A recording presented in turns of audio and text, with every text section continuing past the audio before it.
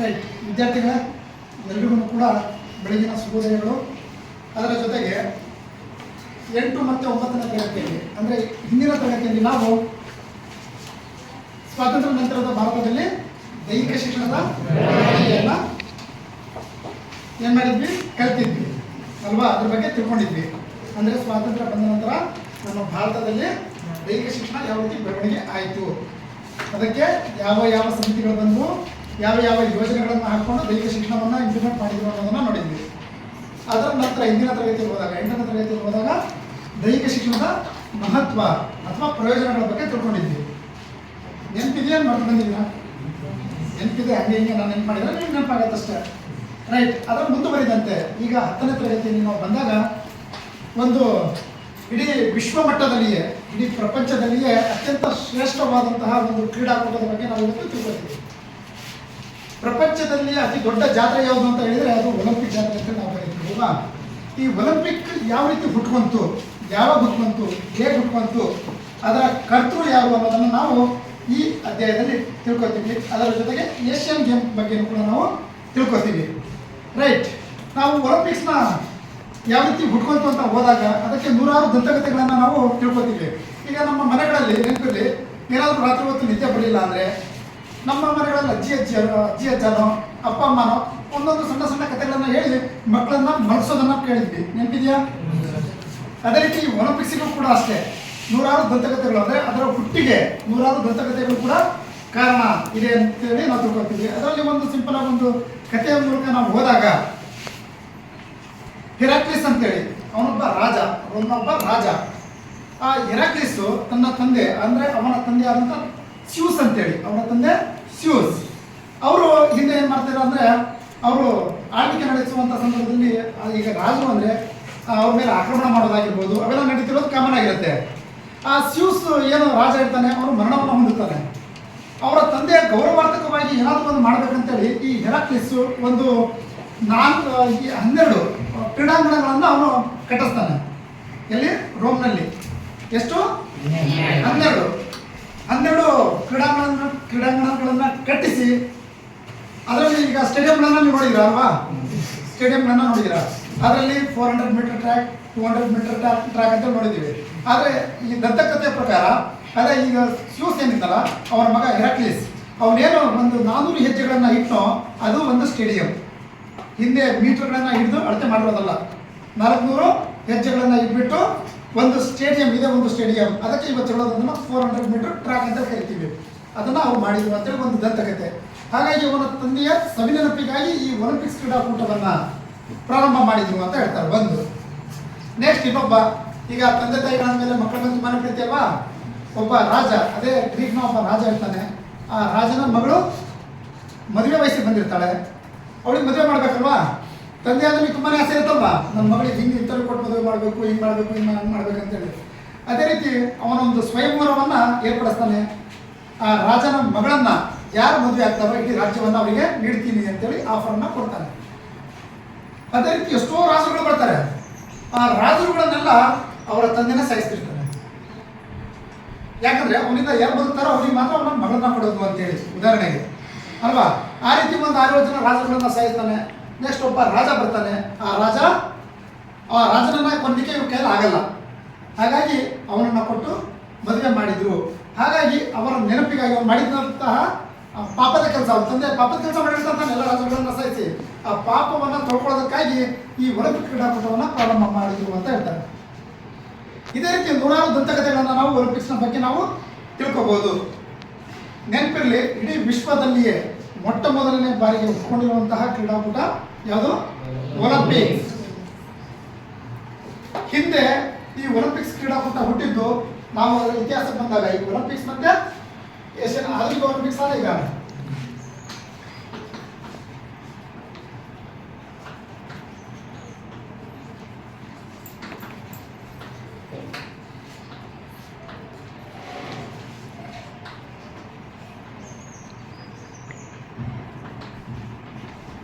ಆಧುನಿಕ ಒಲಿಂಪಿಕ್ಸ್ ಮತ್ತೆ ಏಷ್ಯನ್ ಕ್ರೀಡೆಗಳು. ಈಗ ಇತಿಹಾಸವನ್ನು ಸ್ವಲ್ಪ ತಿಳ್ಕೊಂಡಿವಿ ಅಲ್ವಾ? ಈ ಪ್ರಾಚೀನ ಒಲಿಂಪಿಕ್ಸ್ ಹುಟ್ಟಿದ್ದು 776 ಕ್ರಿಸ್ತಪೂರ್ವ 1776 ಇದು ಹುಟ್ಟುತ್ತೆ. ಅದು ಗ್ರೀಕ್ ದೇಶದಲ್ಲಿ. ಎಲ್ಲಿ? ನೀವು ಯಾವುದೇ ಒಂದು ನಮ್ಮ ದೇಶ ಶಿಕ್ಷಣದಲ್ಲಿ ಯಾವುದೇ ಒಂದು ಗೇಮನ್ನು ತಗೊಳ್ಳಿ, ಎಲ್ಲವುಗಳು ಹುಟ್ಟಿರುವಂತಹ ಸ್ಥಳನೇ, ಮೂಲ ಸ್ಥಳನೇ ಗ್ರೀಕ್. ಕ್ರೀಡೆಗಳು ಹುಟ್ಟಿರುವಂತಹ ಸ್ಥಳ ಯಾವುದು? ಗ್ರೀಕ್. ಈ ದೇಶದಲ್ಲಿಯೇ ಮೊಟ್ಟ ಮೊದಲನೇ ಬಾರಿಗೆ ಒಲಿಂಪಿಕ್ಸ್ ಕ್ರೀಡಾಕೂಟ ಪ್ರಾರಂಭ ಮಾಡ್ತಾರೆ. ಎಷ್ಟರಲ್ಲಿ? ಕ್ರಿಸ್ತ ಪೂರ್ವ 776ರಲ್ಲಿ ಕ್ರಿಸ್ತ ಪೂರ್ವ, ಈಗ ಕ್ರಿಸ್ತ ಶಕ. ಈ ಕ್ರೀಡಾಕೂಟ ಒಲಿಂಪಿಕ್ಸ್ ಕ್ರೀಡಾಕೂಟ ನಡೀತಾ ಬರುತ್ತೆ. ನಂತರದಲ್ಲಿ ಕ್ರಿಸ್ತ ಶಕ 394ರ ತನಕ ನಡೆಯುತ್ತೆ. ಎಲ್ಲಿಂದ? ಕ್ರಿಸ್ತ ಪೂರ್ವ 776ರಿಂದ 394ರ ತನಕ. ನಂತರದಲ್ಲಿ ನಿಮಗೂ ಗೊತ್ತು, ಬ್ರಿಟಿಷ್ನವರ ಆಳ್ವಿಕೆ ತುಂಬಾನೇ ಇತ್ತು ಟೈಮಲ್ಲಿ. ಆ ಸಂದರ್ಭದಲ್ಲಿ ಏನಾಗುತ್ತಂದ್ರೆ ಅಲ್ಲಿ ಈ ಎಲ್ಲ ಕ್ರಿಶ್ಚಿಯನ್ಸ್ ಏನಿದೆ ಅವ್ರದ್ದೊಂದು ಧರ್ಮದ ಸಿದ್ಧಾಂತ ಇದೆ. ಯಾಕಂದ್ರೆ ಹೆಣ್ಣು ಮಕ್ಕಳಿಗೆ ಅತಿ ಗೌರವವನ್ನು ನೀಡ್ತಾರೆ. ಆದರೆ ಹಿಂದೆ ಪ್ರಾಚೀನ ಒಲಿಂಪಿಕ್ಸ್ ನಡೆಯುವಂಥ ಸಂದರ್ಭದಲ್ಲಿ ನಿಮಗೆ ಗೊತ್ತಿರ್ಬೋದು, ಕ್ರೀಡಾಂಗಣದಲ್ಲಿ ಇರುವಂಥ ಕ್ರೀಡಾಪಟುಗಳಾಗಿರ್ಬೋದು, ನೋಡುವಂಥರಾಗಿರ್ಬೋದು, ಯಾರು ಕೂಡ ಬಟ್ಟೆಯನ್ನು ಧರಿಸುವಂತಿರಲಿಲ್ಲ. ಆ ರೀತಿ ಇತ್ತು. ಆವಾಗ ಬಂದಂಥ ಒಬ್ಬ ದೊರೆ, ಅಂದರೆ ರಾಜ, ರೋಮನ ರಾಜ, ಅವನಿಗೆ ಥಿಯೋಡೋಸಿಯಸ್ ಅಂತೇಳಿ ಕರಿತೀವಿ. ರೋಮನ್ನ ರಾಜನಾಗಿರುವಂತಹ ಥಿಯೋಡೋಸಿಯಸ್ ಕ್ರಿಸ್ತ ಶಕ 394ರಲ್ಲಿ ಈ ಒಲಿಂಪಿಕ್ಸ್ ಕ್ರೀಡಾಕೂಟವನ್ನು ಸ್ಟಾಪ್ ಮಾಡ್ತಾನೆ. ಆದರೆ ಪ್ರಾಚೀನ ಕಾಲದಲ್ಲಿ ಏನು ನಡೀತಿತ್ತಲ್ಲ, ಈಗ ಕ್ರಿಸ್ತ ಪೂರ್ವ 776ರಿಂದ 394ರ ತನಕ ಏನು ನಡೀತಲ್ಲ, ಆ ಸಂದರ್ಭದಲ್ಲಿ ಗೆದ್ದಂತಹ ಕ್ರೀಡಾಪಟುಗಳಿಗೆ ಆಲಿವ್ ಎಲೆ, ಈಗ ನೀವು ಎಣ್ಣೆ ಊಟ ಮಾಡ್ತೀರಿ ನೋಡ್ರಿ, ಆಲಿವ್ ಆಯಿಲ್ ಅಂತೇಳಿ ಗೊತ್ತಾ? ಅತಿ ಶ್ರೇಷ್ಠವಾದಂತಹ ಎಣ್ಣೆ ಅದು. ಕೊಬ್ಬರಿ ಎಣ್ಣೆಗಿಂತ ಒಳ್ಳೆ ಎಣ್ಣೆ ಅಂತೇಳಿ ಅದನ್ನೇ ಫುಲ್ಲು ಅತಿ ಹೆಚ್ಚಿನದಾಗಿ ಶ್ರೀಮಂತರು ಬಳಸ್ತಾರೆ ಈಗಲೂ ಕೂಡ. ಆ ಎಲೆಯನ್ನು, ಆಲಿವ್ ಎಲೆಯನ್ನು ಕಿರೀಟವನ್ನಾಗಿ ಹಾಕ್ತಿದ್ರು. ಯಾರು ವಿನ್ ಆಗ್ತಾರೆ ಅವರಿಗೆ. ಯಾವಾಗ? ಈ ಒಲಿಂಪಿಕ್ಸ್, ಪ್ರಾಚೀನ ಒಲಿಂಪಿಕ್ಸ್ ನಡೆಯುವಂಥ ಸಂದರ್ಭದಲ್ಲಿ. ನಂತರದಲ್ಲಿ ಥಿಯೋಡಿಯಸ್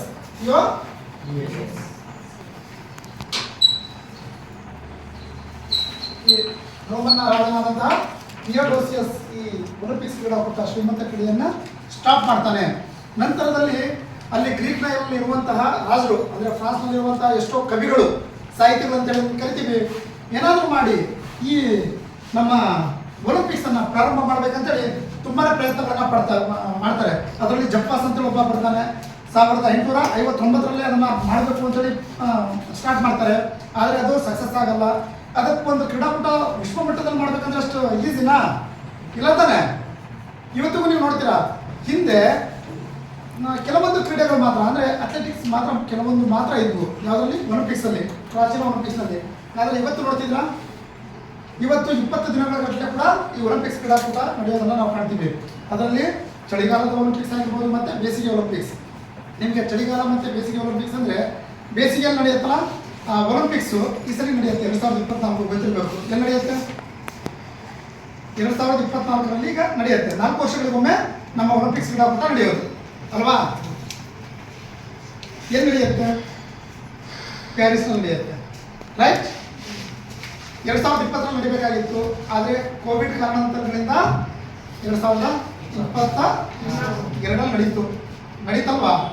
ಈಗ 24ರಲ್ಲಿ ಅದು ನಡೆಯುತ್ತೆ. ನೆನಪಿರಲಿ, ಈ ಶ್ರೀಮಂತ ಕ್ರೀಡಾಕೂಟವನ್ನು ನಡೆಸಲೇಬೇಕು ಅಂತೇಳಿ ಪ್ಲಾನ್ ಮಾಡಿದಂಥ ಏಕೈಕ ವ್ಯಕ್ತಿ 1894ರಲ್ಲಿ ಪ್ರಾರಂಭ ಮಾಡ್ತಾನೆ. ಯಾರು? ಬ್ಯಾರನ್ ಪಿಯರೆಡಿ ಕೋಬರ್ಟಿನ್ ಅಂತೇಳಿ. ಬ್ಯಾರನ್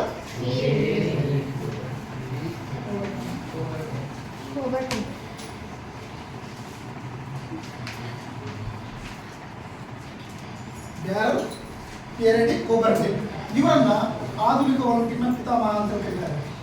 ಏನಂತ ಕರೀತಾರೆ? ಆಧುನಿಕ ಒಲಿಂಪಿಕ್ನ ಪಿತಾಮಹ. ಬ್ಯಾರನ್ ಕೋಬರ್ಟಿನ್ ಅವರು 1894ರಲ್ಲಿ ಒಂದು ಪ್ಲಾನ್ ಮಾಡ್ತಾರೆ. ಏನಾದರೂ ಮಾಡಿ ಆಧುನಿಕ ಒಲಿಂಪಿಕ್ಸನ್ನು ನಾವು ನಡೆಸಬೇಕಂದ್ರೆ ನಾವೇನು ಮಾಡಬೇಕು? ಅದು ಅಂತಾರಾಷ್ಟ್ರೀಯ ಮಟ್ಟ, ಎಲ್ಲ ದೇಶಗಳು, ಎಲ್ಲ ರಾಷ್ಟ್ರಗಳನ್ನು ಒಳಗೊಂಡಂತೆ ನಾವು ಮಾಡಬೇಕು. ಅಷ್ಟು ಈಸಿನಾ? ಈಸಿ ಅಲ್ಲ ತಾನೆ? ನಮ್ಮ ಮನೆಯಲ್ಲಿರುವಂಥವ್ರೇ ನಾವು ಒಂದುಗೂಡಿಸೋದು ಕಷ್ಟ. ಅಂಥದ್ರಲ್ಲಿ ಇಡೀ ನಮ್ಮ ಪ್ರಪಂಚದಲ್ಲಿರುವಂಥ ಎಲ್ಲ ರಾಷ್ಟ್ರಗಳನ್ನ ಏನಾದರೂ ಮಾಡಿ ಒಟ್ಟುಗೂಡಿಸಿ ನಾವು ಕ್ರೀಡಾಕೂಟವನ್ನು, ಒಲಿಂಪಿಕ್ ಕ್ರೀಡಾಕೂಟವನ್ನು ಮತ್ತೆ ಪ್ರಾರಂಭ ಮಾಡಬೇಕಂತೇಳಿ ಒಂದು ಆಶಾಭಾವನೆಯಿಂದ ಅವ್ರು ಬರ್ತಾರೆ. ಅದರಂತೆ ಒಂದು ಪ್ಲಾನ್ ಮಾಡಿಕೊಂಡು ಪ್ಯಾರಿಸ್ನಲ್ಲಿರುವಂತಹ ಸಾರಾಬಾನಿನಲ್ಲಿ ಏನು ಮಾಡ್ತಾರೆ? ಪ್ಯಾರಿಸ್ನಲ್ಲಿರುವಂತಹ ಸಾರಾಬಾನಿನಲ್ಲಿ ಒಂದು ಹವ್ಯಾಸಿ ಕ್ರೀಡಾಪಟುಗಳ ಒಂದು ಅಧಿವೇಶನವನ್ನು, ಒಂದು ಸಮ್ಮೇಳನವನ್ನು ಹಾಕ್ತಾರೆ. ಈಗ ಉದಾಹರಣೆ ನಮ್ಮೂರಲ್ಲಿ ಒಂದು ಯಾವುದಾದ್ರು ಕ್ರೀಡಾಕೂಟ ನಡೆಸ್ಬೇಕಂದ್ರೆ ಏನು ಮಾಡ್ತೀವಿ, ಕ್ರೀಡೆಯಲ್ಲಿ ಆಸಕ್ತಿ ಎಲ್ಲ ಬರ್ತಾನೆ ಅಲ್ಲಿ ಬಂದ್ಬಿಟ್ಟು ಒಂದು ಮೀಟಿಂಗ್ ಮಾಡಿಬಿಟ್ಟು ಈ ಟೂರ್ನಮೆಂಟ್ ನಡೆಸೋಣ ಆ ಟೂರ್ನಮೆಂಟ್ ನಡೆಸೋಣ ಅಂತ ಮಾಡ್ತಾರೆ. ಅದೇ ರೀತಿ ಅಂತಾರಾಷ್ಟ್ರೀಯ ಮಟ್ಟದಲ್ಲಿ ನಾವು ಏನಾದರೂ ಮಾಡ್ಬೇಕಂತ ಹೇಳಿ ಒಂದು ಮಾಡ್ತಾರೆ, ಒಂದು ಸಭೆಯನ್ನ ಕರೀತಾರೆ. ಅದೇ ಹವ್ಯಾಸಿ ಆದರೆ ಕ್ರೀಡೆ ಬಗ್ಗೆ ಆಸಕ್ತಿ ಇರುವಂತಹ ಆಸಕ್ತರನ್ನ ಕರೆದ್ಬಿಟ್ಟು ಅಂತಾರಾಷ್ಟ್ರೀಯ ಮಟ್ಟದಲ್ಲಿ ಅದು ಪ್ಯಾರಿಸ್ನ ಸಾರಪಾನಿನಲ್ಲಿ 1894ರಲ್ಲಿ ಒಂದು ಸಭೆಯನ್ನ ಕರೀತಾರೆ. ಆ ಸಭೆಯಲ್ಲಿ ಏನಾದರೂ ಮಾಡಿ ನಾವು ಒಲಿಂಪಿಕ್ಸ್ ಕ್ರೀಡಾಕೂಟವನ್ನು ಪ್ರಾರಂಭ ಮಾಡಲೇಬೇಕು, ಬಿಡಂಗಿಲ್ಲ ಅಂತೇಳಿ ಏನು ಮಾಡ್ತಾರೆ, ಎಲ್ಲ ಒಟ್ಟಾಗಿ ಒಗ್ಗಟ್ಟಿನಿಂದ 9 ರಾಷ್ಟ್ರಗಳನ್ನು ಒಳಗೊಂಡಂತೆ, ಎಷ್ಟು ರಾಷ್ಟ್ರ, 9 ರಾಷ್ಟ್ರಗಳನ್ನು ಒಳಗೊಂಡಂತೆ ಒಂದು ಸಮಿತಿಯನ್ನು ರೆಡಿ ಮಾಡ್ತಾರೆ. ಈಗ ಒಂದು ಸಂಘಟನೆ ಮಾಡಬೇಕಂದ್ರೆ ಒಂದು ಸಮಿತಿ ಬೇಕೇ ಬೇಕಲ್ವಾ, ಆ ಸಮಿತಿ ಒಲಿಂಪಿಕ್ ಸಮಿತಿಯನ್ನ ರಚನೆ ಮಾಡ್ತಾರೆ. ಅದರ ಅಧ್ಯಕ್ಷರಾಗ್ಬಿಟ್ಟು ಡಿಮಿಟ್ರಿಯಸ್ ಮಿಕೆಲಾಸ್ ಅಂತೇಳಿ ಆಯ್ಕೆ ಆಗ್ತಾರೆ. ಯಾರು, ಡಿಮಿಟ್ರಿಯಸ್ ಮಿಕೆಲಾಸ್. ಅದರ ಕಾರ್ಯದರ್ಶಿಯಾಗಿ ಬ್ಯಾರಂಟಿಯರಡಿ ಕೋಬರ್ಟಿಲ್ ಅವರು ಆಯ್ಕೆ ಆಗ್ತಾರೆ. ಸೆಕ್ರೆಟರಿ ಅಂತ ಕರಿತೀವಲ್ವಾ, ಇವರು ಸೆಕ್ರೆಟರಿ ಆಗ್ತಾರೆ. ಡಿಮಿಟ್ರಿಯಸ್ ಮಿಕೆಲಾಸ್ ಏನಂತಾರೆ, ಅಧ್ಯಕ್ಷರಾಗ್ತಾರೆ. ಯಾವುದಕ್ಕೆ, ಒಲಿಂಪಿಕ್ ಅಲ್ವಾ. ನಂತರದಲ್ಲಿ ಏಪ್ರಿಲ್ 5 1896ರಲ್ಲಿ ಮೊಟ್ಟ ಮೊದಲನೇದಾಗಿ ಆಧುನಿಕ ಒಲಿಂಪಿಕ್ಸ್ ಪ್ರಾರಂಭವಾಗುತ್ತೆ. 1896 ಏಪ್ರಿಲ್ 5ರಂದು ಎಲ್ಲಿ ಪ್ರಾರಂಭ ಮಾಡ್ತಾರೆ, ಗ್ರೀಕ್, ಫ್ರಾನ್ಸ್ ದೇಶದಲ್ಲಿ ಬರುವಂತ ಗ್ರೀಕ್, ಅದು ಅಥೆನ್ಸ್ ನಲ್ಲಿನೇ ಪ್ರಾರಂಭ ಮಾಡ್ತಾರೆ. ಗ್ರೀಕ್ನ ಅಥೆನ್ಸ್ ನಲ್ಲಿಯೇ, ಯಾಕಂದ್ರೆ ಹುಟ್ಟಿದ್ದು ಅಲ್ಲೇ. ನೆನಪಿರಲಿ, ಒಲಿಂಪಿಕ್ ಏನು ಕ್ರೀಡಾಕೂಟ ಹುಡ್ತಲ್ಲ ಆ ಜಾಗನೇ ಒಲಿಂಪಿಯಾ ಅನ್ನೋ ಸ್ಥಳ, ಒಂದು ಊರ ಹೆಸರು ಒಲಿಂಪಿಯಾ ಅನ್ನೋದು, ಅಲ್ಲಿಂದ ಹುಟ್ಟಿದ್ದಕ್ಕೆ ಒಲಿಂಪಿಕ್ ಅಂತೇಳಿ ಹೆಸರು ಬಂತು ಅಂತ ಹೇಳ್ತಾರೆ. ನೆಕ್ಸ್ಟ್ 1896ರಲ್ಲಿ ಏನು ಮಾಡ್ತಾರೆ, ಆಧುನಿಕ ಒಲಿಂಪಿಕ್ಸ್ ಅನ್ನ ಪ್ರಾರಂಭ ಮಾಡ್ತಾರೆ. ಇಲ್ಲಿ ಗ್ರೀಕ್ನಲ್ಲಿ. ಅಲ್ಲಿಂದ ಕಂಟಿನ್ಯೂಸ್ ಆಗಿ ಏನಾಯ್ತು, ಒಲಿಂಪಿಕ್ಸ್ ಕ್ರೀಡಾಕೂಟ ನಡೀತು.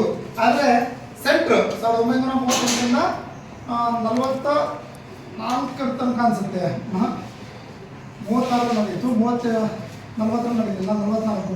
ಎರಡನೇ ಮಹಾಯುದ್ಧ ನಡೀತಲ್ಲ, ಆ ಸಂದರ್ಭದಲ್ಲಿ ಈ ಒಲಿಂಪಿಕ್ಸ್ ಕ್ರೀಡಾಕೂಟ ನಡೆಯಲ್ಲ. ಎರಡನೇ ಮಹಾಯುದ್ಧದ ಸಂದರ್ಭದಲ್ಲಿ. ಉಳಿದಂತೆ ಎಲ್ಲೂ ಕೂಡ ಅಡೆತಡೆಯಿಂದನೇ ಈ ಕ್ರೀಡಾಕೂಟ ನಡೆದು ಬಂತು. ಯಾವುದು, ಒಲಿಂಪಿಕ್ಸ್ ಕ್ರೀಡಾಕೂಟ. ಹೇಳ್ಬೋದು, ಆಧುನಿಕ ಒಲಿಂಪಿಕ್ಸ್ ಕ್ರೀಡಾಕೂಟ ಯಾವಾಗಿಂದ ಪ್ರಾರಂಭವಾಯಿತು, ಆಧುನಿಕ ಒಲಿಂಪಿಕ್ಸ್ ಇದು ಪ್ರಾಚೀನ ಒಲಿಂಪಿಕ್ಸ್ ಅಲ್ವಾ, ಇದು ಆಧುನಿಕ ಒಲಿಂಪಿಕ್ಸ್ 1896 ಏಪ್ರಿಲ್ 5 ಯಾವ ಸ್ಥಳದಲ್ಲಿ ಪ್ರಾರಂಭ ಆಯಿತು, ಗ್ರೀಕ್ ದೇಶದ ಅಥೆನ್ಸ್ ನಗರದಲ್ಲಿ ಆಧುನಿಕ ಒಲಿಂಪಿಕ್ಸ್ ಅನ್ನ ಪ್ರಾರಂಭ ಮಾಡಿದ್ರು. ಪ್ರಾರಂಭ ಮಾಡಿದವರು ಯಾರು, ಇದರ ಕರ್ತೃ ಬ್ಯಾರಂಟಿಯರಡಿ ಕೋಬರ್ಟಿಲ್. ಇವರ ಸತತ ಪ್ರಯತ್ನದಿಂದಾಗಿ ಏನಾಯಿತು, ಒಲಿಂಪಿಕ್ಸ್ ಕ್ರೀಡಾಕೂಟ ನಡೀತು. ಅದರಂತೆ ಈಗ ಒಲಿಂಪಿಕ್ ಸಮಿತಿ ಮಾಡಿಕೊಂಡ್ರು, 1 ವರ್ಷ ಆಗಿ ನಡೆಸ್ಬಿಟ್ರು. ಗಟ್ಟಿಯಾಗಿ ಇರ್ಬೇಕು ತಾನೆ ಆ ಸಂಘಟನೆ. ಅದೇ 1894ರಲ್ಲಿ ಏನು ಒಂದು ಸಮಿತಿಯನ್ನ ರಚನೆ ಮಾಡಿರ್ತಾರೆ. ಆ ಸಮಿತಿಯ ಒಂದು ಕೇಂದ್ರ ಕಚೇರಿಯನ್ನ ತೆರೀತಾರೆ. ಎಲ್ಲಿ, ಸ್ವಿಟ್ಜರ್ಲೆಂಡ್ನ ಲೂಸಾನ್ನಲ್ಲಿ. ಏನ್ ಮಾಡ್ತಾರೆ, ಒಂದು ಕಮಿಟಿ ಸ್ವಿಟ್ಜರ್ಲೆಂಡ್ನ ಲೂಸಾನ್ನಲ್ಲಿ ಅಂತಾರಾಷ್ಟ್ರೀಯ ಒಲಿಂಪಿಕ್ ಕಮಿಟಿಯ ಒಂದು ಕೇಂದ್ರ ಕಚೇರಿಯನ್ನು ಅಲ್ಲಿ ಓಪನ್ ಮಾಡ್ತಾರೆ. ಆ ಕೇಂದ್ರ ಕಚೇರಿ, ಆ ಅಂತಾರಾಷ್ಟ್ರೀಯ ಈಗ ಒಲಿಂಪಿಕ್ ಕಮಿಟಿ ಇತ್ತಲ್ಲ, ಅದರ ಉದ್ದೇಶ ಏನು, ಒಲಿಂಪಿಕ್ಸ್ ಯಾವ್ಯಾವ ದೇಶದಲ್ಲಿ ನಡೆಯುತ್ತಲ್ಲ ಅಲ್ಲೆಲ್ಲ ಸಂಘಟನೆ ಮಾಡೋದು, ಅದನ್ನ ನಿಯಂತ್ರಿಸೋದಾಗಿರ್ಬೋದು, ಮತ್ತೆ ಅದನ್ನ ನಿರ್ದೇಶನ ನೀಡೋದಾಗಿರ್ಬೋದು.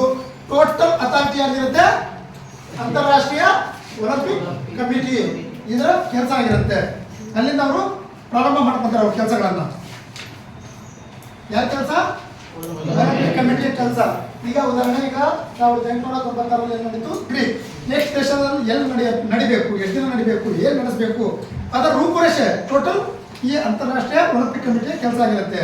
ಅದರ ಕೇಂದ್ರ ಕಚೇರಿ ಎಲ್ಲಿ ಓಪನ್ ಮಾಡಿದ್ದು, ಸ್ವಿಟ್ಜರ್ಲೆಂಡ್ನ ಲೂಸಾನ್ನಲ್ಲಿ ಅಲ್ವಾ. ನೆಕ್ಸ್ಟ್ ನಾವು ಬರೋದಾದ್ರೆ ನೀವು ನೋಡ್ತೀರಾ, ಈ ಒಲಿಂಪಿಕ್ಸ್ನ ಧ್ಯೇಯ ವಾಕ್ಯವನ್ನು ಕೂಡ ನಾವು ತಿಳ್ಕೊಳ್ಳೋದಾದ್ರೆ, ಅದಕ್ಕಿಂತ ಮುಂಚೆ ಒಂದು ಸ್ವಲ್ಪ ತಿಳ್ಕೊಳ್ಳೋಣ.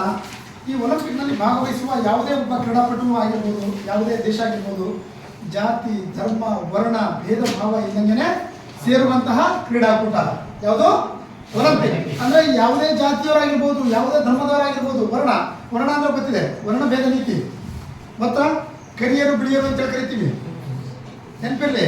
ಈಗಲೂ ಕೂಡ ತಾಂಡವಾಡ್ತಿದೆ, ಇಲ್ಲಿ ಆಸ್ಟ್ರೇಲಿಯಾದಲ್ಲಿ ನಾವು ಮಾಡ್ಬೋದು. ಈಗಲೂ ಕೂಡ ಆ ದೇಶದ ಒಂದು ಉದ್ದೇಶ ಕರಿಯರ್ ಇರಬಾರ್ದು, ಬರೀ ಬಿಳಿಯರು ಮಾತ್ರ ಇರಬೇಕು. ಅದು ಈಗ ಸೌತ್ ಆಫ್ರಿಕಾಕ್ಕೆ ಹೋಗೋಣ, ಅಲ್ಲೂ ಕೂಡ ಆಫ್ರಿಕಾದ ಗಾಂಧಿ ಅಂತ ಕರಿತೀವಿ. ಯಾರನ್ನ ಆಫ್ರಿಕಾದ ಗಾಂಧಿ ಅಂತ ಕರಿತೀವಿ? ನೆಲ್ಸನ್ ಮಂಡೇಲಾ ಅಲ್ವಾ? ಅವರು ಕೂಡ ಈ ವರ್ಣಭೇದ ನೀತಿಯ ವಿರುದ್ಧ ಹೋರಾಡಿದಂಥವ್ರು. ಆದರೆ ಈ ಒಲಿಂಪಿಕ್ಸ್ ನಾವು ಬಂದಾಗ ಇದರಲ್ಲಿ ಯಾವುದೇ ಜಾತಿ ಧರ್ಮ ಏನೇ ಭೇದ ಭಾವಗಳಿಂದಲೇ ನಾವೆಲ್ಲರೂ ಒಂದೇ ಅಲ್ವಾ? ಇಲ್ಲಿ ಬೇಕಾಗಿರೋದು ಒಳ್ಳೆಯ ದೈಹಿಕವಾಗಿ ಮಾನಸಿಕವಾಗಿ ನೈಪುಣ್ಯತೆಯನ್ನು ಕಲ್ತಿರುವಂತಹ ಒಬ್ಬ ಕ್ರೀಡಾಪಟುವನ್ನ ಆಯ್ಕೆ ಮಾಡುವಂತಹ ಉದ್ದೇಶ ಯಾವುದು? ಒಲಿಂಪಿಕ್ಸ್. ಅದರ ಉದ್ದೇಶನೇ ಅದು. ಅದೇ ನಾವು ಡೈಡನ್, ಗ್ರೀಕ್ನ ಒಬ್ಬ ಕವಿ ಡೈಡನ್ ಅಂತೇಳಿ, ಆ ಡೈಡನ್ ಒಂದು ಧ್ಯೇಯವಾಕ್ಯವನ್ನು ಬರೀತಾರೆ. ಒಲಿಂಪಿಕ್ಸ್ ಸಂಬಂಧಪಟ್ಟಂಗೆ ಬರೀತಾರೆ, ಅದರ ಧ್ಯೇಯವಾಕ್ಯ, ಅದರ ಉದ್ದೇಶ. ಈ ಉದಾಹರಣೆ ತಗೊಳ್ಳೋದಾದ್ರೆ ಐ ಪಿ ಎಲ್ ಬಂತಂದ್ರೆ ಯಾವುದಾದ್ರೂ ಒಂದು ಹಾಡು ರೆಡಿ ಆಗಲ್ವಾ ಅಲ್ವಾ? ಅದರ ಧ್ಯೇಯವಾಕ್ಯ ಏನು ಅನ್ನೋದು. ಅದೇ ರೀತಿ ನಾವು ಒಲಿಂಪಿಕ್ಸ್ ಒಂದು ಧ್ಯೇಯವಾಕ್ಯಕ್ಕೆ ನಾವು ಬಂದಾಗ ಅಲ್ಲಿ ಬರೋದು ಸೈಟಿಯಸ್, ಫೋರ್ಟಿಯಸ್, ಆರ್ಟಿಯಸ್. ಸೈಟಿಯಸ್, ಫೋರ್ಟಿಯಸ್,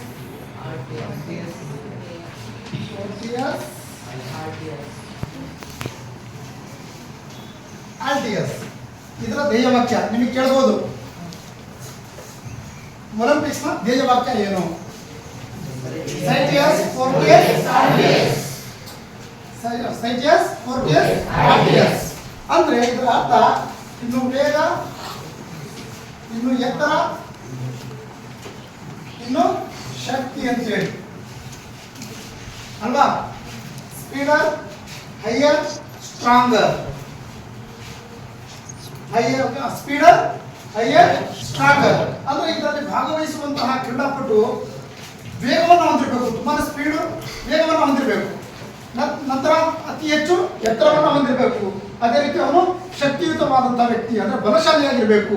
ಇದರ ಉದ್ದೇಶ ಒಲಿಂಪಿಕ್ಸ್ ನಲ್ಲಿ ಒಬ್ಬ ಆಟಗಾರನ ಅವನ ನೈಪುಣ್ಯತೆ, ಅವನಲ್ಲಿರುವಂಥ ನೈಪುಣ್ಯತೆ ಅಂದರೆ ಚಾಕಚಕ್ಯತೆ ಅಂತೇಳಿ ಕರಿತೀವಿ, ಅದು ಮತ್ತೆ ಅವನ ದೈಹಿಕ ಸಾಮರ್ಥ್ಯವನ್ನು ವಿಶ್ವ ಮಟ್ಟದಲ್ಲಿಯೇ ಪರೀಕ್ಷೆ ಮಾಡುವಂತಹ ಕೆಲಸವನ್ನ ಒಲಿಂಪಿಕ್ಸ್ ಮಾಡುತ್ತೆ ಅಂತೇಳಿ. ಕ್ಲಿಯರಾ? ನಾವು ಅದರಂತೆ ನೆಕ್ಸ್ಟ್ ಬಂದಾಗ ಇಷ್ಟು ಅದರ ಉದ್ದೇಶಗಳನ್ನು ಮತ್ತೆ ಇತಿಹಾಸವನ್ನ ಸ್ವಲ್ಪ ನೋಡಿದ್ವಿ. ಅದರ ಮುಂದುವರಿದ ಭಾಗ ಏನಾಗುತ್ತೆ ಈಗ? ಯಾವ್ದ್ರ ಬಗ್ಗೆ ತಿಳ್ಕೊತೀವಿ? ಒಲಿಂಪಿಕ್ ಧ್ವಜ ಅಲ್ವಾ? ಎಲ್ರಿಗೂ ಗೊತ್ತು, ಪ್ರತಿಯೊಂದು ದೇಶ ಕೂಡ ಈಗಲೂ ಕೂಡ ಒಂದೊಂದು ರಾಷ್ಟ್ರ ಧ್ವಜವನ್ನ ಒಳಗೊಂಡಿರೋದನ್ನ ನಾವು ನೋಡ್ತೀವಿ. ವಿಶ್ವದ ಪ್ರತಿಯೊಂದು ರಾಷ್ಟ್ರ ಒಂದೊಂದು ರಾಷ್ಟ್ರ ಧ್ವಜವನ್ನ ಹೊಂದಿದೆ ತಾನೆ. ನಮ್ಮ ಭಾರತ ಯಾವ ರಾಷ್ಟ್ರ ಧ್ವಜವನ್ನು ಹೊಂದಿದೆ? ತ್ರಿವರ್ಣ ರಾಷ್ಟ್ರ ಧ್ವಜವನ್ನು ಹೊಂದಿದೆ. ಅದೇ ರೀತಿ ಕ್ರೀಡಾಕೂಟಕ್ಕೆ ಬಂದಾಗ ವಿಶ್ವ ಮಟ್ಟದಲ್ಲಿಯೇ ನಾವು ನಡೆಸುತ್ತಿರುವಂತಹ ಒಂದು ಕ್ರೀಡಾಕೂಟ, ಅದಕ್ಕೊಂದು ಯಾವ್ದಾದ್ರು ಒಂದು ಇರ್ಬೇಕಲ್ವಾ ಧ್ವಜ. ಆ ಧ್ವಜವನ್ನ ಕೋಬಲ್ಟಿನ್ ಅವರು, ಯಾರು ಕೋಬಲ್ಟಿನ್? ಕಾರ್ಯದರ್ಶಿ ಪ್ಲಸ್ ಆಧುನಿಕ ಒಲಿಂಪಿಕ್ನ ಪಿತಾಮಹ ಅಲ್ವಾ? ಬ್ಯಾರನ್ ಪಿಯರೆಡಿ ಕೋಬಲ್ಟಿನ್ ಅವರು ಒಂದು ರಾಷ್ಟ್ರ ಇದು ಒಲಿಂಪಿಕ್ ಧ್ವಜವನ್ನ ತಯಾರು ಮಾಡ್ತಾರೆ. ಯಾವ ಧ್ವಜವನ್ನ? ಧ್ವಜವನ್ನ ನೋಡ್ಬೋದು. ಎಷ್ಟರಲ್ಲಿ? 1912ರಲ್ಲಿ. 1912ರಲ್ಲಿ ಒಂದು ಒಲಿಂಪಿಕ್ ಧ್ವಜವನ್ನ ತಯಾರು ಮಾಡ್ತಾರೆ. ಅದನ್ನ ನಾವು ನೋಡ್ಬೋದು. ಅದನ್ನ ವಿನ್ಯಾಸಗೊಳಿಸ್ಬಿಟ್ಟು ನಂತರದಲ್ಲಿ 1914ರಲ್ಲಿ ಏನ್ ಮಾಡ್ತಾರೆ? ಪ್ಯಾರಿಸ್ನಲ್ಲಿ ಒಲಿಂಪಿಕ್ಸ್ ನಡೆಯುತ್ತೆ. ಆ ಸಂದರ್ಭದಲ್ಲಿ ಪರಿಚಯ ಮಾಡಿಕೊಡ್ತಾರೆ. ಯಾವ್ದನ್ನ? 1912ರಲ್ಲಿ ತಯಾರು ಮಾಡ್ತಾರೆ. 1914ರಲ್ಲಿ ಏನ್ ಮಾಡ್ತಾರೆ? ಅದನ್ನ ಪರಿಚಯ ಮಾಡಿಕೊಡ್ತಾರೆ. 1914ರಲ್ಲಿ. 1920ರಲ್ಲಿ ಬೆಲ್ಜಿಯಂ ನಡೆಯುತ್ತೆ ಒಲಿಂಪಿಕ್ಸ್. ಎಲ್ಲಿ? ಬೆಲ್ಜಿಯಂನ ಆಂಟ್ವರ್ಪ್. ಗೊತ್ತಾಯ್ತಾ? ಬೆಲ್ಜಿಯಂ ಆಂಟ್ವರ್ಪ್ ಅಲ್ಲಿ ಏನ್ ಮಾಡುತ್ತೆ? ಈ ಒಲಿಂಪಿಕ್ಸ್ ನಡೆಯುತ್ತೆ. ಆ ಸಂದರ್ಭದಲ್ಲಿ ಅಧಿಕೃತವಾಗಿ ಒಲಿಂಪಿಕ್ಸ್ ಧ್ವಜವನ್ನ ಹಾರಿಸ್ತಾರೆ. ಇದೇ ನಮ್ಮ ಅಧಿಕೃತವಾದಂತಹ ಒಲಿಂಪಿಕ್ಸ್ ಧ್ವಜ ಅಂತ ಕೂಡ ಆಗುತ್ತೆ ಅಲ್ವಾ? 1912ರಲ್ಲಿ ಅದನ್ನ ವಿನ್ಯಾಸ ತಯಾರು ಮಾಡ್ತಾರೆ. 14ರಲ್ಲಿ ಪರಿಚಯ ಮಾಡ್ತಾರೆ. 20ರಲ್ಲಿ ಹಾರಿಸ್ತಾರೆ. ಕ್ಲಿಯರ್? ಈಗ ನಾವು ನೋಡಿದಾಗ ಇದರ ಧ್ವಜದ ಬಗ್ಗೆ ನಾವು ತಿಳ್ಕೊಂಡು ಹೋಗುವಾಗ ಹಿಂದ್ಗಡೆ ನಾವು ನೋಡ್ತೀವಿ ಒಂದು ಬಿಳಿಯ ಬಣ್ಣದ ಪೂರ ಬಟ್ಟೆ ಇದೆ ಅಲ್ವಾ? ಅದರ ಒಳಗಡೆ 5 ಲಿಂಗಗಳನ್ನ ಕಾಣ್ತೀವಿ. ಎಷ್ಟು? 5 ರಿಂಗ್ಗಳನ್ನು ನಾವು ಕಾಣ್ತೀವಿ. ಆ 5 ರಿಂಗ್ಗಳು ಒಂದಕ್ಕೊಂದು ಹೆಡ್ಡಿದೆ ತಾನೆ, ನೋಡ್ತೀರಾ? ಒಂದಕ್ಕೊಂದು ರಿಂಗ್ ಬಳೆಗಳನ್ನು ಹಾಕಿರುವ ರೀತಿಯಲ್ಲಿ 5 ಬಳೆಗಳನ್ನು ನೋಡ್ತೀವಿ. ಅದು ಒಂದಕ್ಕೊಂದು ಹಿಡ್ಕೊಂಡಿರೋದನ್ನ ನಾವು ಕಾಣ್ತೀವಿ. ಇದರ ಉದ್ದೇಶ ಏನಿರ್ಬೋದು? ಅದರ ಬಣ್ಣಗಳಿಗೆ ನಾವು ಬಂದಾಗ ನೀಲಿ, ಹಳದಿ, ಕಪ್ಪು, ಹಸಿರು, ಕೆಂಪು ಅಲ್ವಾ? 5 ಬಣ್ಣಗಳನ್ನು ನೋಡ್ತೀವಿ. ನೀಲಿ, ಹಳದಿ, ಕಪ್ಪು, ಹಸಿರು, ಕೆಂಪು 5 ಬಣ್ಣಗಳಿಂದ ಕೂಡಿದಂತಹ ನಾವು ಒಲಿಂಪಿಕ್ ರಾಷ್ಟ್ರಧ್ವಜವನ್ನು ನೋಡ್ತೀವಿ. ಹಿಂಭಾಗ ಏನಾಗಿರುತ್ತೆ? ಬಿಳಿಯ ಬಣ್ಣದಿಂದ ಹೊಂದಿರುತ್ತೆ. ನಂತರದಲ್ಲಿ 5 ಕೂಡ ವರ್ತುಲಗಳು, ರಿಂಗ್ಗಳು ಒಂದಕ್ಕೊಂದು ಹಿಡಿದಿರೋದನ್ನ ನಾವು ಕಾಣ್ತೀವಿ. ಇದು ಅಧಿಕೃತವಾದಂತಹ ಯಾವ ಧ್ವಜ? ಒಲಿಂಪಿಕ್ ಧ್ವಜ. ವಿಶ್ವದ ಯಾವ ಭಾಗದಲ್ಲಾದ್ರೂ ನಡೆದ್ರೂ ಕೂಡ ಇವತ್ತಿಗೂ ನೋಡ್ರಿ, ನಾವು ಕೂಡ ಕ್ರೀಡಾಕೂಟ ನಡೆಸ್ತಿದ್ದಾನೆ ಒಲಿಂಪಿಕ್ ಧ್ವಜವನ್ನ ಹಾರಿಸೋದು. ಅಬ್ಸರ್ವ್ ಮಾಡಿದಿರಾ? ಈ ಧ್ವಜವನ್ನೇ ನಾವು ಕೂಡ ಇಲ್ಲಿ ಹಾರಿಸೋದು. ಅಂದ್ರೆ ಅಷ್ಟು ಶ್ರೀಮಂತವಾದಂತಹ ಕ್ರೀಡಾಕೂಟ ಒಲಿಂಪಿಕ್ಸ್. ಇದು ಒಂದಕ್ಕೊಂದು ಹೇಳ್ಕೊಂಡಿದೆ. ಇದರ ಅರ್ಥ ಏನಿರ್ಬೋದು? ಒಗ್ಗಟ್ಟು. ಓಕೆ, ಮತ್ತೆ ಏನಿರ್ಬೋದು? ಯಾಕೆ ಇದನ್ನ ಇದೇ ರೀತಿ ಯಾಕೆ ಮಾಡಿದ್ರು? 5 ರಿಂಗ್ ಯಾಕೆ ಹಾಕಿದ್ರು? ಜಾಸ್ತಿ ರಿಂಗ್ ಹಾಕ್ಬೋದಲ್ಲ ಅಲ್ವಾ? ನೋಡಿ, ಬಿಳಿಯ ಬಣ್ಣ ಶಾಂತಿ ಸಂಕೇತ ಅನ್ನೋದು ಎಲ್ಲರಿಗೂ ಗೊತ್ತು. ಈ 5 ರಿಂಗ್ಗಳು ಒಂದಕ್ಕೊಂದು ಹೇಳ್ಕೊಂಡಿರೋದಕ್ಕೆ ಕಾರಣ 5 ಖಂಡಗಳನ್ನು ಒಳಗೊಂಡಂತೆ 5 ಖಂಡಗಳು: ಏಷ್ಯಾ ಖಂಡ, ಆಫ್ರಿಕಾ ಖಂಡ, ಆಸ್ಟ್ರೇಲಿಯಾ, ಅಮೆರಿಕ, ಯುರೋಪ್. ಈ 5 ಖಂಡಗಳ ಒಗ್ಗಟ್ಟು ಅಂತೇಳಿ, ಒಗ್ಗಟ್ಟಿನ ಪ್ರದರ್ಶನ. ನಾವೆಲ್ಲರೂ ಕೂಡ ಒಂದೇ. ಈ ಉತ್ತರ ಅಮೆರಿಕ ಮತ್ತೆ ದಕ್ಷಿಣ ಅಮೆರಿಕ ಅಂತ ಆಗಿದೆ, ಅವೆರಡೂ ಸೇರಿ ಅವೆಲ್ಲವನ್ನೂ ಕೂಡ ಒಳಗೊಂಡಂತೆ 5 ಖಂಡಗಳನ್ನ ಸೇರಿ ಈ 5 ರಿಂಗ್ಗಳನ್ನ ಜೋಡಿಸಿದ್ದಾರೆ. ಗೊತ್ತಾಯ್ತಾ? ನಿಮ್ಗೆ ಬುಕ್ಸಲ್ಲಿ ಸಿಗಲ್ಲ. ನೆಕ್ಸ್ಟ್, ಈಗ ನಿಮಗೆ ಧ್ವಜದ ಬಗ್ಗೆ ಗೊತ್ತಾಯ್ತು. ಈ ಧ್ವಜವನ್ನು ಎಷ್ಟು ಕಂಡುಹಿಡಿದ್ರು? 1912. ಯಾಕೆ ಕಂಡುಹಿಡಿದಿದ್ದು? ಪೂರ್ತಿ ಹೆಸರು ಬೇಕು. ಬ್ಯಾರನ್ ಬಿಯರ್ಡಿ ಕೋಬರ್ಟಿನ್. ಎಷ್ಟನ್ನು ಕಂಡುಹಿಡಿದ್ರು? ನೆಕ್ಸ್ಟ್, ಮೊದಲ ಬಾರಿಗೆ ಅದನ್ನ ಎಲ್ಲಿ ಪರಿಚಯ ಮಾಡಿಕೊಟ್ರು? ಎಲ್ಲಿ? ಪ್ಯಾರಿಸ್ ನಲ್ಲಿ. ನಂತರದಲ್ಲಿ ಅದನ್ನ ಅಧಿಕೃತವಾಗಿ ಎಲ್ಲಿ ಪರಿಚಯ ಮಾಡಿಕೊಟ್ರು? ಆಂಟ್ವರ್ಪ್ ಅಲ್ವಾ? ಆ ಸ್ಥಳದಲ್ಲಿ ಒಲಿಂಪಿಕ್ಸ್ ನಡೆಯುತ್ತೆ. ಆ ಸಂದರ್ಭದಲ್ಲಿ ಇದನ್ನ ಪರಿಚಯ ಮಾಡಿಕೊಡ್ತಾರೆ. ಯಾವುದನ್ನ? ಒಲಿಂಪಿಕ್ ಧ್ವಜವನ್ನ. ರೈಟ್. ನೆಕ್ಸ್ಟ್, ಧ್ವಜ ಮುಖದ ಮೇಲೆ ಬರೋದು ಜ್ಯೋತಿ ಅಲ್ವಾ? ಜ್ಯೋತಿ ಅಂದ್ರೆ ಬೇರೆ ತಿಳ್ಕೊಬೇಡಿ, ಒಲಿಂಪಿಕ್ಸ್ ನ ಜ್ಯೋತಿ. ಈಗ ಸಾಮಾನ್ಯವಾಗಿ ಎಲ್ಲ ಕ್ರೀಡಾಕೂಟಗಳಲ್ಲೂ ಕೂಡ ಜ್ಯೋತಿ ತರುವುದನ್ನ ಕಾಣ್ತೀವಿ. ಕಾಣ್ತೀರಾ? ನೋಡಿದಿರಾ ಅಲ್ವಾ? ಆ ಜ್ಯೋತಿಯನ್ನ ಹಿಡಿಯುವಂತ ವ್ಯಕ್ತಿನೂ ಕೂಡ ಶ್ರೇಷ್ಠವಾದಂತ ವ್ಯಕ್ತಿಯಾಗಿರಬೇಕು ಅಂತ ಹೇಳ್ತೀವಿ. ಈಗ ಒಲಿಂಪಿಕ್ ಜ್ಯೋತಿ ಬಗ್ಗೆ ಬಂದ್ರೆ, ಇಡೀ ಪ್ರಪಂಚದಲ್ಲಿರುವಂತಹ ಎಲ್ಲಾ ರಾಷ್ಟ್ರಗಳು ನಾವೆಲ್ಲರೂ ಒಂದೇ, ಏಕತೆಯನ್ನ ಸಾಧಿಸೋದಕ್ಕೋಸ್ಕರ ನಾವೆಲ್ಲರೂ ಒಂದೇ ಅನ್ನೋ ಉದ್ದೇಶದಿಂದ ಈ ಒಲಿಂಪಿಕ್ ಜ್ಯೋತಿಯನ್ನ ಪರಿಚಯ ಮಾಡ್ತಾರೆ. ಅದು ಬರ್ಲಿನ್ ಒಲಿಂಪಿಕ್ಸ್ ನಲ್ಲಿ 1936ರ ಬರ್ಲಿನ್ ಒಲಿಂಪಿಕ್ಸ್ ನಲ್ಲಿ 1936ರಲ್ಲಿ ನಡೆದಂತಹ ಬರ್ಲಿನ್ ಒಲಿಂಪಿಕ್ಸ್ ನಲ್ಲಿ ಏನ್ ಮಾಡ್ತಾರೆ? ಅಧಿಕೃತವಾಗಿ ಜ್ಯೋತಿಯ ಪರಿಚಯ, ಒಲಿಂಪಿಕ್ ಜ್ಯೋತಿಯ ಪರಿಚಯವನ್ನ ಮಾಡಿಕೊಡ್ತಾರೆ. ಎಷ್ಟರಲ್ಲಿ? ಗಟ್ಟಿಯಾಗಿ ಹೇಳಬೇಕು. ಯಾವ ಒಲಿಂಪಿಕ್ಸ್? ರೈಟ್, ಬರ್ಲಿನ್ ಒಲಿಂಪಿಕ್ಸ್ ನಲ್ಲಿ 1936ರಲ್ಲಿ ಜ್ಯೋತಿಯನ್ನ ಪರಿಚಯ ಮಾಡಿಕೊಡ್ತಾರೆ ಅಲ್ವಾ? ಈ ಜ್ಯೋತಿ ನೆನಪಿರ್ರಿ, ಒಲಿಂಪಿಯಾದಿಂದ ಗ್ರೀಕ್ ದೇಶದಲ್ಲಿರುವಂತಹ ಅಥೆನ್ಸ್ ನಗರದಲ್ಲಿರುವಂತಹ ಒಲಿಂಪಿಯಾ ಅಲ್ಲಿದೆ. ಆ ಸ್ಥಳ, ಮೂಲ ಸ್ಥಳ. ಅಲ್ಲಿಂದ ಸೂರ್ಯನ ಕಿರಣಗಳಿಂದ ಅದು ಬೆಂಕಿ ಎತ್ಕೊಳ್ಳುತ್ತೆ. ಸೂರ್ಯನ ಕಿರಣಗಳಿಂದ ಬೆಂಕಿ ಎತ್ಕೊಳ್ಳೋದು ಮಾಡಿ ಅಲ್ಲಿಂದ ಆ ಪಂಜನ್ನ ತಗೊಂಡು ಏನ್ ಮಾಡ್ತಾರೆ?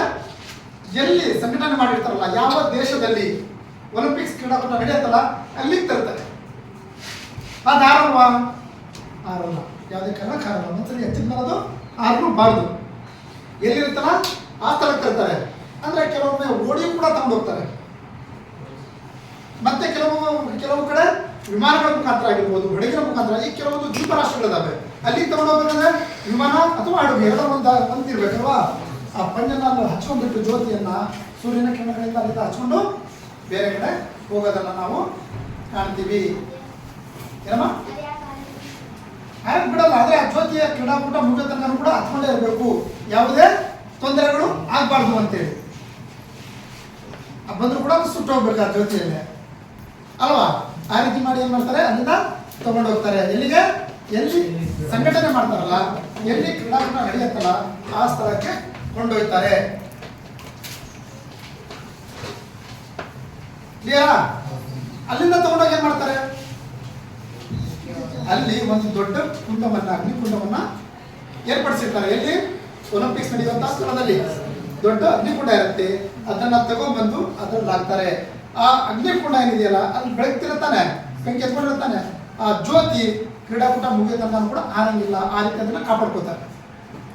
ಈಗ 15 ದಿನ ಆಗಿರ್ಬೋದು, 20 ದಿನ ಆಗಿರ್ಬೋದು, ಒಲಿಂಪಿಕ್ಸ್ ನಡೆಯುತ್ತಾನೆ, ಅದು ಮುಗಿಯೋ ತನಕ ಕೂಡ ಆರಂಗಿಲ್ಲ, ಆ ರೀತಿ ಕಾಪಾಡ್ಕೋತಾರೆ.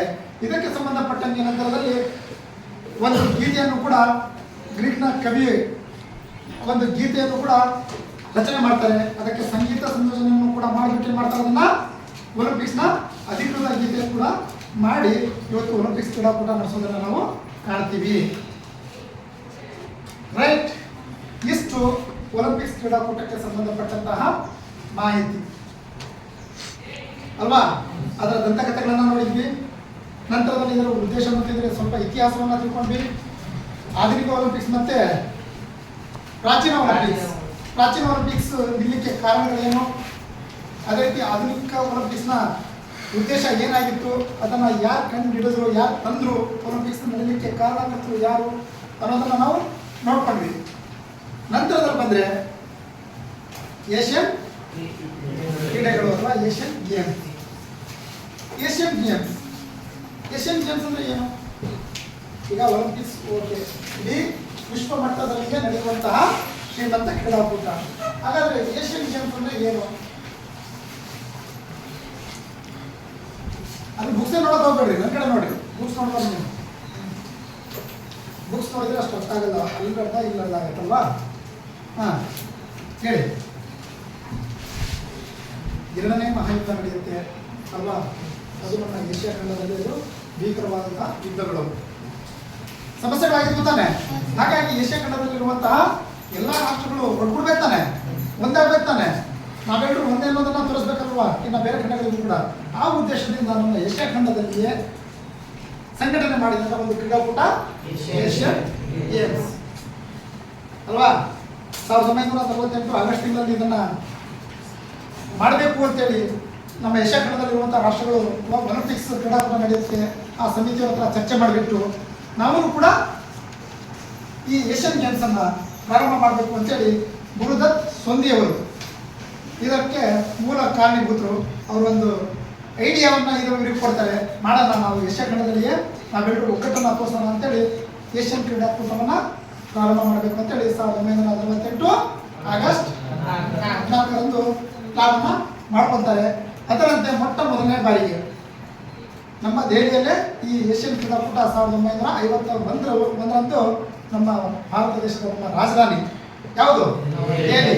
ಆ ದೆಹಲಿಯಲ್ಲಿ ಮೊಟ್ಟ ಮೊದಲನೇ ಬಾರಿಗೆ ಏಷ್ಯನ್ ಕ್ರೀಡಾಕೂಟವನ್ನು ನಡೆಸ್ತಾರೆ. ಇದರ ಉದ್ದೇಶ ಅಷ್ಟೇ, ಹೆಚ್ಚಿಗೆ ಏನಿಲ್ಲ.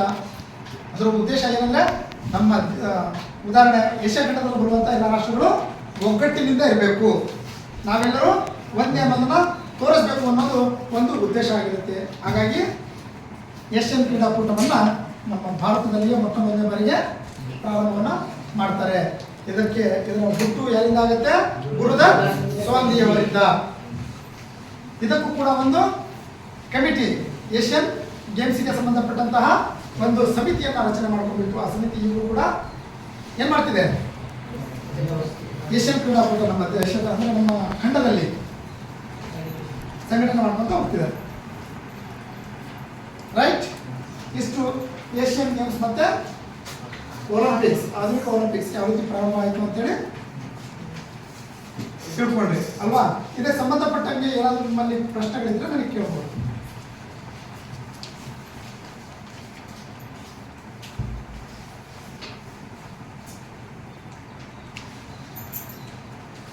ಏನಾದರೂ ಇಲ್ಲ ನಿಮಗೆ ಡೌಟ್ಸ್ ಇರೋದಾಗಿರ್ಬೋದು ಅಲ್ವಾ. ಏನಾದರೂ ಪ್ರಶ್ನೆಗಳು ನಿಮ್ಮಲ್ಲಿ ಇದ್ದರೆ ಒಲಿಂಪಿಕ್ಸ್ ಮತ್ತು ಏಷ್ಯನ್ ಗೇಮ್ ಬಗ್ಗೆ ಕೂಡ ಕೇಳ್ಬೋದು.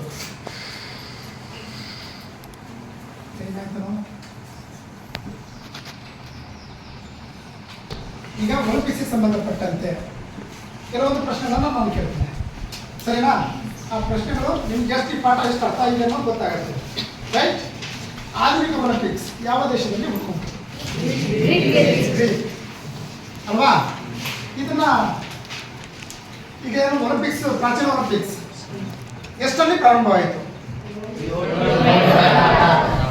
ಏನು ಕ್ರಿಸ್ತಶಕನ ಕ್ರಿಸ್ತಪೂರ್ವ? ಕ್ರಿಸ್ತಶಕ ಕ್ರಿಸ್ತಪೂರ್ವ 770 ಪ್ರಾರಂಭವಾಗುತ್ತೆ ಅಲ್ವಾ? ಎಷ್ಟರಲ್ಲಿ ಸ್ಟಾಪ್ ಆಗುತ್ತೆ? ಕ್ರಿಸ್ತಶಕ. ಇದನ್ನ ಯಾರು ನಿಲ್ಲಿಸ್ತಾರೆ? ಗುಡ್. ಎಂತ ಆನ್ಸರ್ ಮಾಡಬೇಕು? ಥಿಯೋಡೋಸಿಯಸ್ ಮೊಟ್ಟ ಮೊದಲನೇ ಬಾರಿಗೆ ಇದನ್ನ ಏನ್ ಮಾಡ್ತಾರೆ? ನಿಲ್ಲಿಸ್ತಾನೆ. ಯಾಕೆ ನಿಲ್ಲಿಸ್ತಾನೆ? ಯಾರಾದ್ರೂ ಒಬ್ಬರು ನಿಂತು ಹೇಳ್ಬೇಕು. ಯಾಕೆ ನಿಲ್ಲಿಸ್ತಾನೆ? ನಾನು ಅಲ್ಲೇ ಹೇಳಿದೆ ಯಾಕೆ ನಿಲ್ಲಿಸಿದ ಒಂದು ಥಿಯೋಡೋಸಿಯಸ್ ರೋಮ್ನ ದೊರೆ. ಹೇಳು ಏನು ಹೇಳು? ಅದಲ್ಲ,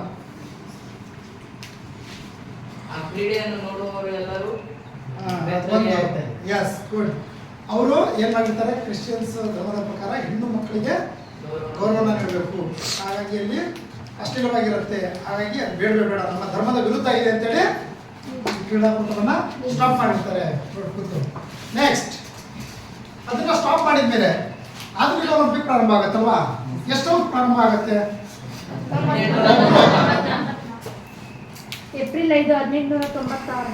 ಏಪ್ರಿಲ್ 5, 1896ರಲ್ಲಿ ಆಧುನಿಕ ಒಲಿಂಪಿಕ್ಸ್ ಪ್ರಾರಂಭ ಆಗುತ್ತೆ. ನೆಕ್ಸ್ಟ್ ಪ್ರಾರಂಭ ಮಾಡಿದವರು ಯಾರು?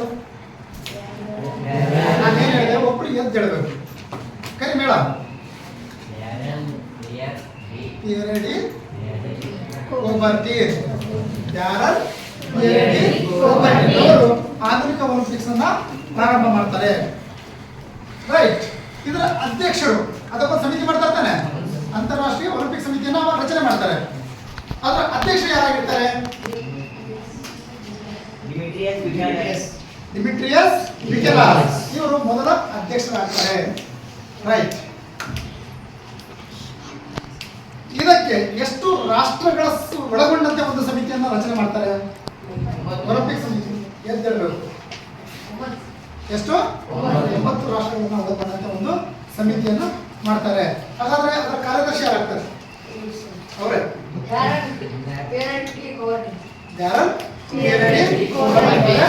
ಅದರ ಕಾರ್ಯದರ್ಶಿ ಆಗೋದನ್ನ ನಾವು ಕಾಣ್ತೀವಿ ಅಲ್ವಾ? ಕೂತ್ಕೋ. ಈ IOC ರಚನೆ ಆಗತ್ತೆ, ಅಂತಾರಾಷ್ಟ್ರೀಯ ಒಲಿಂಪಿಕ್ ಕಮಿಟಿ ಅಥವಾ ಸಮಿತಿ ರಚನೆ ಆಗತ್ತೆ. ಈ ಸಮಿತಿ ರಚನೆ ಆದಾಗ ಅದರ ಕೇಂದ್ರ ಕಚೇರಿಯನ್ನ ಮಾಡ್ತಾರಲ್ವಾ? ಅದರ ಕೇಂದ್ರ ಕಚೇರಿಯನ್ನ ಮಾಡ್ತಾರೆ. ಆ ಕೇಂದ್ರ ಕಚೇರಿ ಎಲ್ಲಿ ಏನ್ ಮಾಡ್ತಾರೆ? ಬೇರೆಯವರು ಹೇಳೋರೇ ಅಲ್ಲ, ಅಭಿಷೇಕ್. ಎಸ್, ಸ್ವಿಟ್ಜರ್ಲ್ಯಾಂಡ್ ಒಂದು ಕೇಂದ್ರ ಕಚೇರಿಯನ್ನ ಪ್ರಾರಂಭ ಮಾಡ್ತಾರೆ. ಅದರ ಕೆಲಸ ಸಂಪೂರ್ಣವಾಗಿ ಒಲಿಂಪಿಕ್ ಅನ್ನ ನಿಯಂತ್ರಿಸುವುದು, ನಡೆಸುವುದು, ನಿರ್ದೇಶನ ನೀಡುವಂತ ಕೆಲಸವನ್ನ ಮಾಡುತ್ತೆ, ರೈಟ್? ಆಕಾಶ, ಒಲಿಂಪಿಕ್ಸ್ನ ಧ್ಯೇಯವಾಕ್ಯ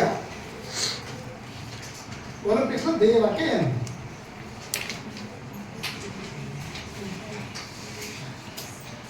ಬುಕ್ಸ್ ನೋಡಂಗಿಲ್ಲ, ಯಾರು ಹೇಳ್ತೀರಾ? ಈಶ್ವರ್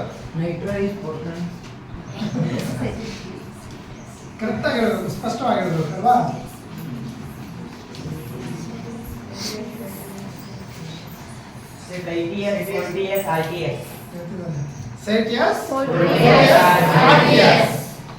ಅಲ್ವಾ?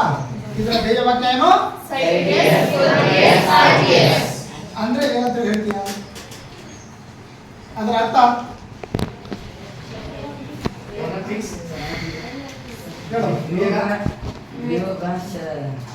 ಇನ್ನು ಬೇಗ ಶಕ್ತಿ ಅಲ್ವಾ? ರೈಟ್, ಕುತ್ಕೊಳ್ಳಿ. ಇನ್ನು ಬೇಗ, ಇನ್ನು ಎತ್ತರ, ಇನ್ನು ಶಕ್ತಿ. ಇದು ಒಬ್ಬ ಒಳ್ಳೆ ಕ್ರೀಡಾಪಟುವನ್ನ ಆಯ್ಕೆ ಮಾಡುವಂಥ ಒಂದು ವೇದಿಕೆ ಅಂತೇಳಿ ಒಲಿಂಪಿಕ್ಸ್ ಅಲ್ವಾ, ಅದು ವಿಶ್ವ ಮಟ್ಟದಲ್ಲಿಯೇ. ನಂತರದಲ್ಲಿ ನಾವು ಹೇಳೋದಾದ್ರೆ ಈಗ ಈ ಧ್ಯೇಯವಾಕ್ಯವನ್ನ ಹೇಳಿದ್ರಿ, ಈ ಧ್ಯೇಯವಾಕ್ಯವನ್ನ ರಚನೆ ಮಾಡೋರು ಯಾರು? ಸಿಂಪಲ್ ಇದೆ, ಯಾರು ಹೇಳ್ತಾರೆ? ಈ ಧ್ಯೇಯವಾಕ್ಯವನ್ನ ರಚನೆ ಮಾಡೋರು ಯಾರು? ಯಾರು? ಅಲ್ವಾ? ಈ ಧ್ಯೇಯವಾಕ್ಯವನ್ನ ರಚನೆ ಮಾಡೋರು ಯಾರು? ರೈಟ್. ನೆಕ್ಸ್ಟ್ ಬರೋದಾದ್ರೆ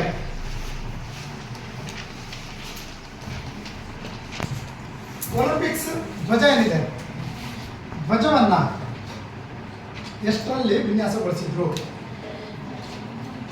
ಒಲಿಂಪಿಕ್ ಧ್ವಜವನ್ನ ಎಷ್ಟರಲ್ಲಿ ವಿನ್ಯಾಸಗೊಳಿಸಿದ್ರು? ಸಪ್ತಾಕ್ಷರಿ ಎಷ್ಟರಲ್ಲಿ?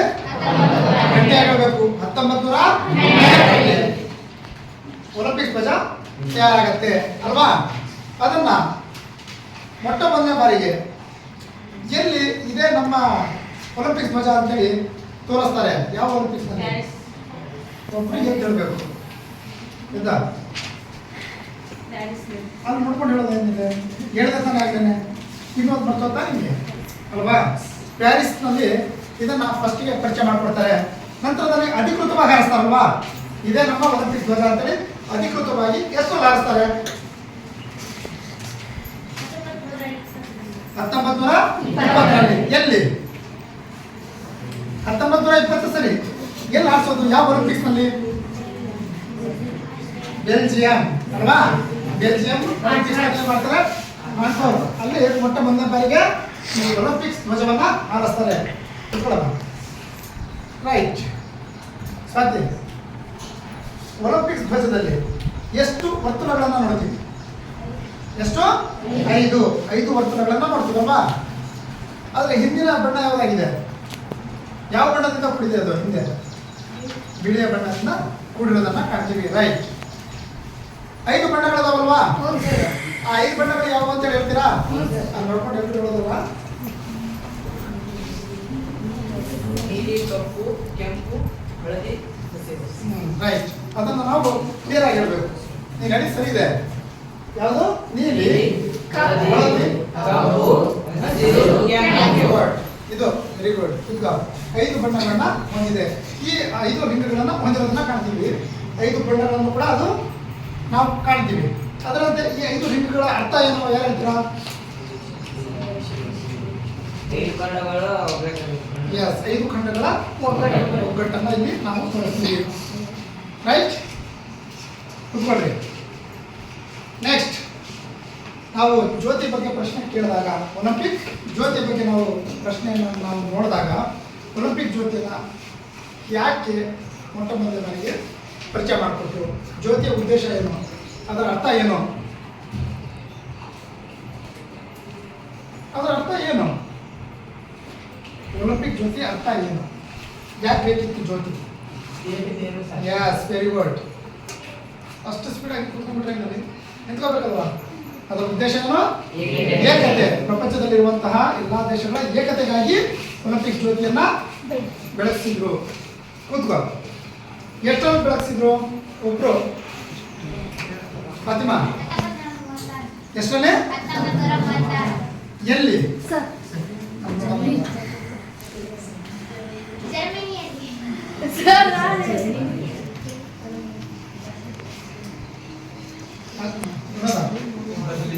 ಇಲ್ಲಿ ಬರ್ಲಿನ್ ಒಲಿಂಪಿಕ್ಸ್ ನಲ್ಲಿ ಇರಬೇಕು. 1936ರಲ್ಲಿ ನಡೆದಂತಹ ಬರ್ಲಿನ್ ಒಲಿಂಪಿಕ್ಸ್ ನಲ್ಲಿ ಏನ್ ಮಾಡಿದ್ರು? ಅಧಿಕೃತವಾಗಿ ಈ ಜ್ಯೋತಿಯನ್ನ ಬೆಳೆಸಿದ್ರು. ನೆಕ್ಸ್ಟ್, ಇದನ್ನ ಯಾವ ಸಹಾಯದಿಂದ ಬೆಂಕಿಯನ್ನ ಅಲ್ಲಿ ಜ್ಯೋತಿಯನ್ನ ಹಚ್ತಿದ್ರು? ಯಾವ ಸಹಾಯದಿಂದ ಜ್ಯೋತಿಯನ್ನ ಹಚ್ತಿದ್ರು? ನೀನೇ ಹೇಳು. ಸೂರ್ಯನ ಕಿರಣಗಳ ಸಹಾಯದಿಂದ ಸೂರ್ಯನ ಕಿರಣಗಳ ಸಹಾಯದಿಂದ ಜ್ಯೋತಿಯನ್ನ ಬೆಳೆಸ್ತಿದ್ರು. ಯಾವ ಸ್ಥಳದಲ್ಲಿ ಬೆಳೆಸ್ತಾರೆ? ಯಾವ ಸ್ಥಳದಲ್ಲಿ ಜ್ಯೋತಿಯನ್ನ ಬೆಳೆಸ್ತಾರೆ? ಹಚ್ಚಿದ್ರು ಫಸ್ಟ್ ಎಲ್ಲಿಂದ ತರ್ತಾರೆ? ಯಾವ ಪ್ಲೇಸ್? ಸಿಂಪಲ್ ಇದೆ. ನಿಮಗೆ ಇದರಲ್ಲೇ ಸಿಗತ್ತದು.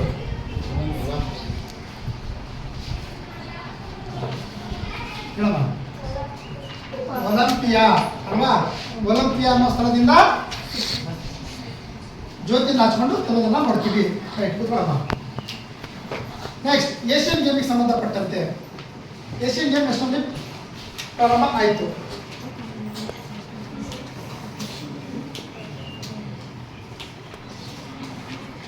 ನಾಲ್ಕು 1948 ಆಗಸ್ಟ್ ಅಲ್ಲಿ ಪ್ರಾರಂಭ ಆಯಿತು.